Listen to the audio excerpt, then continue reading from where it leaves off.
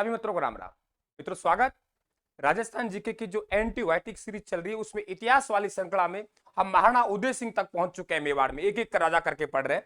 महाराणा उदय सिंह जो आपके घंटे 1.5 घंटा लेता है, मात्र आपको 5 मिनट में यहां देके जा रहा हूं। वही मैटर वही है, पढ़ाने का तरीका वे है, बस एक तरीका चेंज है, बस समझाने का ढंग अलग है साथियों। ढंग में याद करवाने का तरीका एक अलग है। बाकी बस आपकी दुआओं की आवश्यकता है, आपके प्यार प्रेम की आवश्यकता है। आपका भाई राजस्थान जीके में आपको पीछे नहीं रहने देगा, ये आपको भरोसा दिलाता हूं पूर्ण रूप से। लगातार बने रहने के लिए यूट्यूब चैनल को सब्सक्राइब कर लेना राजस्थान वाले को, और घंटी वाले निशान को दबा देना, टेलीग्राम को ज्वाइन कर लेना पीडीएफ, और राजस्थान जीके में आ जाइए राजस्थान के साथ। पिता का नाम आपके सांगा है। सांगा के आपके बात कर चुके हैं कि आपके सांगा का रतन सिंह द्वितीय राजा बना, फिर आपके विक्रमादित्य राजा बना, दासी पुत्र बनवीर भी आया, और महाराणा उदय सिंह। तो पिता का नाम सांगा, मां का नाम कर्मवती। महाराणा उदय सिंह के कर्मों से ही आपका सांगा जन्म था। जन्म अगस्त 1522 में हुआ। राजा बना 37/40। 37/40 क्यों? क्योंकि कुंभलगढ़ में राज तिलक 37 में कर दिया। लेकिन दासी पुत्र बनवीर को जो पूर्ण रूप से पराजित किया आपके 1540 में। स्वतंत्र रूप से 40 में राजा बना, 37/40 में लिखा है। और राज तिलक कहां हुआ? कुंभलगढ़ के दुर्ग में हुआ। विक्रमादित्य की हत्या किसने की? दासी पुत्र बनवीर। दासी पुत्र बनवीर है, ये किसकी हत्या कर देता है? आपके दासी पुत्र बनवीर, ये आपके पूतल दे कौन थी? ये आपके जो पृथ्वीराज सिसोदिया है, महाराणा सांगा के भाई, जिन्हें हम उड़ाड़ा राजकुमार कहते हैं। उड़ाड़ा राजकुमार की दासी पृथ्वीराज सिसोदिया के नाम पूतल दे का पुत्र बनवीर। ये बनवीर विक्रमादित्य की हत्या कर देता है, और ये उदय सिंह को भी मारना चाहता है। उदय सिंह की रक्षा कौन करती है? पन्नाधाय।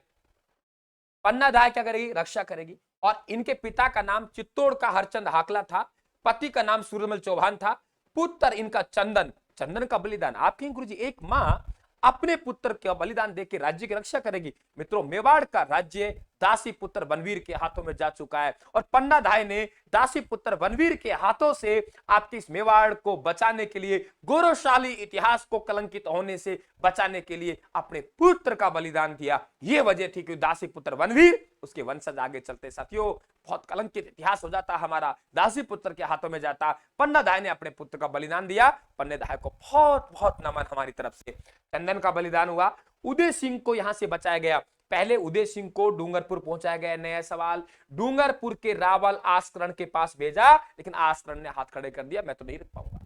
फिर कहां पहुंचाया? कुंभलगढ़ दुर्ग में। कुंभलगढ़ दुर्ग में पहुंचाया, और कुंभलगढ़ दुर्ग के किलेदार कौन थे? डिप्रा वाणिक वंशी शाह आशापुरा देवपारा, इनकी देख रेख में यहां रखा गया। यहीं पर आपके इनका विवाह होगा।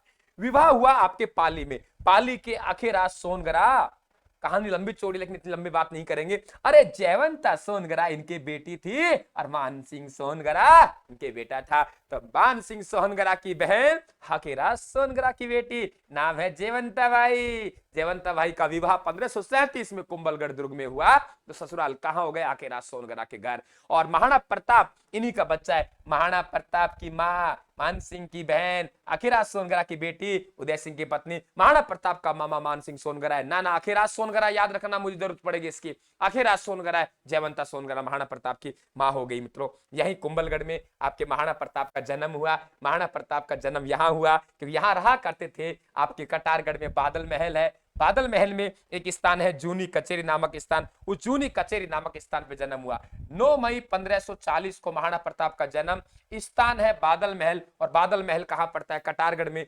1537 में क्या हुआ? राज तिलक हुआ। 1540 में मावली में बनवीर को पूर्ण रूप से पराजित किया। इसलिए मैंने कहा है कि 37/40 हम इसलिए लगाते हैं क्यों, कारण ये है, राज तिलक हो गया। अब क्या किया? एक साधु ने भविष्यवाणी की, भाई तू एक नगर बसा ले, और ऐसा नगर बसा, फला जगह बसा, और वहां आपका हमेशा क्या रहेगा? अधिकार रहेगा। तो वहां पे उदयपुर नगर की स्थापना की, और यहां धूनी नामक स्थान में राजमहलों का निर्माण करवाया। और इन राजमहलों के पीछे की तरफ एक झील है, और पीछे की तरफ झील है जो लाखा बनाया लाखा ने। तो वे हमारी झील कौन सी कहलाती है? पिछोला झील। चिड़ीमार बंजारा ने बनाई थी लाखा। आबादी और खेती की सुविधा के लिए सोचा उदय सिंह ने कि हमको नई बस्ती का निर्माण करना चाहिए। मित्रों, उदय सिंह नई बस्ती का निर्माण करेगा, नाम उदयपुर नगर बसाएगा।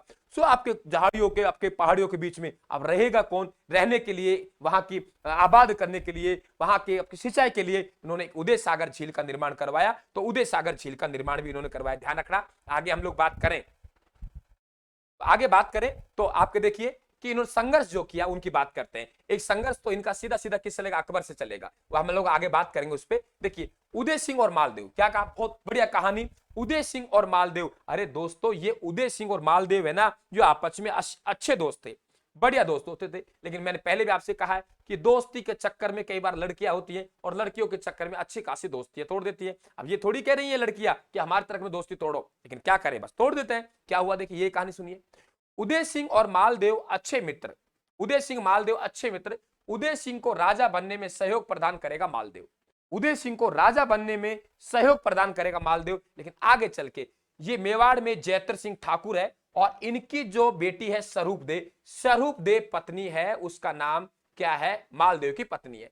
और मालदेव की साली इनकी क्या हुई, बहन। तो मालदेव की नीयत अच्छी नहीं थी इस मामले में, अस्मता वाला राजा कहते हैं, आपने बहुत सारी कहानियां सुनी होंगी। तो पत्नी को तो ले गया, अब कह रहे साली से विवाह कर, बाप से कह रहे हैं साली से विवाह कर। दोनों दोस्त जाया करते थे, बाप ने सोचा तेरे से मरे विवाह नहीं करूंगा, कितने विवाह करेगा, तेरा पेट नहीं भर रहा। कई कई कहानियां हैं, इनके बारे में हम बात करेंगे, कभी डिटेल से पढ़ेंगे तब। तो साथियों उठा के बाप ने शादी किससे कर दी, उस मालदेव की साली का विवाह उदय सिंह से हो गया। जो दोस्त थे इस साली के चक्कर में क्या बने, दुश्मन बन गए। आगे हरमाड़ा का युद्ध हुआ 1557 में। यह युद्ध जयपुर में हुआ। कारण यह था कि आपके उदय सिंह पहला राजा था जो आपके शेर शाह सूरी की अधीनता स्वीकार करेगा अफगानों की, उसे पता आएगा और चले गया। लेकिन कुछ अफगान छोड़ गए, और उन्हीं अफगान में से एक आपके कौन था, हाजी था। हाजी खां कहां का था, अजमेर का। तो हाजी खां जो अजमेर का आपका कौन है, आपका अफगान है, कौन है, अफगान है, उसको भगाने की ठान ली साहब, भगाने की ठान ली। तो युद्ध किया। अब युद्ध में क्या किया, मालदेव दुश्मन बन बैठा है, तो ये मालदेव किसके साथ हो जाएगा, आपके हाजी खां के साथ हो जाएगा। तो ये हरमाड़ा का युद्ध है। अब गोपीनाथ शर्मा कह रहे हैं उदय सिंह की विजय हुई, और कविराज श्यामल दास कह रहे हैं हाजी खां की विजय हुई। तो विजय को लेके यहां तो ये ध्यान रखें, हरमाड़ा का युद्ध आपके राव मालदेव और ये हाजी खां एक तरफ है, उदय सिंह एक तरफ है, विजय को लेके इनमें है। तो क्या कहा हमने, आगे देखिए, उदय सिंह और अफगान। उदय सिंह और अफगान, अफगान यानी शेर शाह सूरी अफगान था, उन्होंने क्या किया, अटैक किया। क्या किया मित्रों, अटैक किया। एक एक बात समझ लेना, उन्होंने जब अटैक किया, उन्होंने जब आक्रमण किया, तो आपके उदय सिंह और अफगान ये आपके देखिए आक्रमण किया शेर शाह सूरी ने 1543-44 में। तो शेर शाह सूरी की अधीनता स्वीकार कर ली, दुर्ग की चाबियां शेर शाह सूरी को सौंप दी। शेर शाह सूरी रुकने वाला थोड़ी है यहाँ पे, शेर शाह सूरी चले गया, किसको नियुक्त करके गया, खवास खां को। तो अफगानों की अधीनता स्वीकार करने वाला मेवाड़ का पहला राजा। अब अफगान छोड़ गया, उदय सिंह ने उस समय चाबियां सौंप दी। उदय सिंह ने अब एक एक की पिटाई करना शुरू कर दी, और उन्हीं में अजमेर का हाजी खां था, इसीलिए आपका हरमाड़ा का युद्ध हुआ। अब बात करते हैं उदय सिंह और अकबर। देखिए आपके मुगल सम्राट अकबर यहां अटैक करेगा। देखिए आप कि ये जो आपका उदय सिंह है, क्या कहा मैंने, ये उदय सिंह है आप लोगों का, ये उदय सिंह। ये उदय सिंह क्या करता है, अकबर के शत्रु। अकबर जो मेवाड़ पर अटैक करेगा, सबसे पहले उदय सिंह उसका सामना करेगा। वजह क्या है कि उदय सिंह ये आप लोगों के एक तो चित्तौड़ किले पर अधिकार करना चाहता है अकबर, और ये मेवाड़ शक्तिशाली राजवंश, उसने सोचा अगर इस पे मैंने दबदबा कायम कर दिया तो सब जगह मेरा दबदबा क्या हो जाएगा, कायम हो जाएगा मित्रों। तो उदय सिंह अकबर, चित्तौड़ का अपना एक क्या था, सामरिक महत्व था, लेकिन मौका मिलेगा तभी तो अटैक करेगा। मौका दे दिया उदय सिंह ने, क्योंकि मालवा के बाज बहादुर या आपके अकबर के शत्रु हैं, मेड़ता के जयमल राठौड़ है, इन दोनों को क्या दे दी, शरण दे दी। अब कहा अकबर ने लौटा दो, उदय सिंह का नहीं लौटाऊंगा। वजह यही थी साथियों कि आपके अकबर को मौका मिल गया, अकबर ने अटैक कर दिया। और इतना ही नहीं, उदय सिंह ने तो इनको अपना सेनापति बना दिया, जयमल राठौड़ को क्या बना दिया, सेनापति बना दिया। तो देखिए अब क्या होगा, अटैक होगा, क्या होगा, अटैक होगा। तो आपका चित्तौड़ का तीसरा शाखा होगा, कौन सा होगा, चित्तौड़ का तीसरा शाखा पढ़ने जा रहे हैं हम लोग, चित्तौड़ का तीसरा शाखा पढ़ने जा रहे हैं मित्रों। चित्तौड़ का तीसरा शाखा, ये देखिए, ये रहा चित्तौड़ का तीसरा शाखा। चित्तौड़ के तीसरे शाखा की बात करें तो आपको देखिए शाखा में क्या होता है मैं बता चुका हूं। सबसे पहले हमें राजा की जरूरत पड़ती है, और राजा कौन है यहाँ पे, उदय सिंह। फिर हमें जरूरत पड़ती है आक्रमणकारी, कि आक्रमणकारी कौन है, तो आक्रमणकारी कौन है, अकबर है। अब जरूरत पड़ती है इसमें केसरिया कौन करेगा, तो केसरिया इसमें जयमल राठौड़ करेगा, जो मेड़ता का था।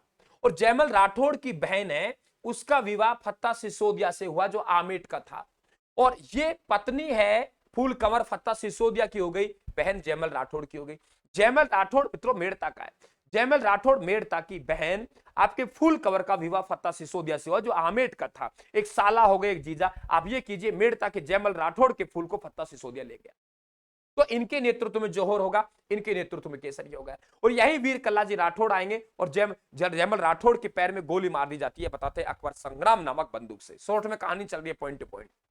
उसे कंधे पर बिठाएंगे वीर कल्लाजी राठौड़ और युद्ध करते हुए वीर गति प्राप्त हो जाएंगे। सामने आलोक ऐसा लगेगा वीर कल्लाजी राठौड़, अरे या तो 4 हाथों वाला देव तो शेषनाग का अवतार था, शस्त्र विद्या का ज्ञाता था, लेकिन 2 हाथ अपने चाचा जयमल राठौड़ के थे, 2 भतीजा वीर कल्लाजी राठौड़ के थे।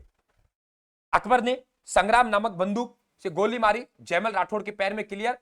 मोहर मगरी का निर्माण करवाया कि आपके दुर्ग में प्रवेश कैसे किया जाए, दुर्ग पे चढ़ा कैसे जाए, इसलिए कहा कि एक तगारी मिट्टी डाली, एक मोहर दूंगा, तो उसे मोहर मगरी कहते हैं। दूसरा, दुर्ग पर अधिकार कि आपके 1567-68 में क्या हुआ, साका हुआ, जौहर फुल कवर के नेतृत्व में, केसरिया इन लोगों के नेतृत्व में, तो दुर्ग पर अधिकार करने की तिथि अपने आप में इंपॉर्टेंट है। 25 फरवरी 1568 को दुर्ग पे अधिकार करने की तिथि आपको याद करके एग्जाम में जरूर जानी है।